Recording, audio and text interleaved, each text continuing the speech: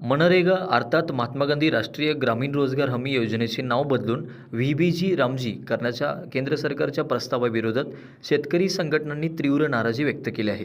भारतीय कृषक समाज कर्नाटक या संघटनेच्या वतीने राष्ट्रपती द्रौपदी मुर्मू यांच्याकडे या विधेयकाला तात्काळ स्थगिती देऊन ते रद्द करण्याची मागणी करण्यात आली आहे। या संदर्भातील निवेदन आज जिल्हाधिकाऱ्यांमार्फत राष्ट्रपतींना पाठवण्यात आले। संघटनेचे राज्याध्यक्ष सिद्धगौडा मोदगी आणि संजीव डोंगरगावी यांच्या नेतृत्वाखाली हे निवेदन सादर करण्यात आले। केंद्र सरकार मनरेगाचे नाव बदलून विकसित भारत गॅरंटी फॉर रोजगार अँड आजीविका मिशन असे करण्याचा प्रस्ताव मांडत असून त्याला व्हीबीजी रामजी असे संक्षिप्त नाव देण्यात आले आहे। सरकारकडून नवीन योजनेअंतर्गत 100 दिवसांऐवजी 125 दिवस रोजगार हमी देण्याची घोषणा करत आली असली तरी महात्मा गांधीचे नाव हटवणे हा गांधीवादी विचारांवर विश्वासघात असल्याचा आरोप संघटनांनी केला आहे।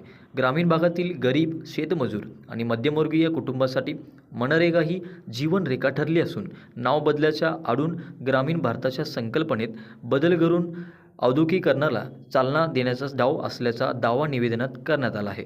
तसेच देशातील फेडरल रचनेला धक्का पोहोचून ग्रामीण जनतेचे हक्क कमी केले जातील अशी भीती व्यक्त करत आगामी संसदीय अधिवेशनात हे विधेयक मांडू नये अशी ठाम भूमिका भारतीय कृषक समाज कर्नाटकने मांडली आहे।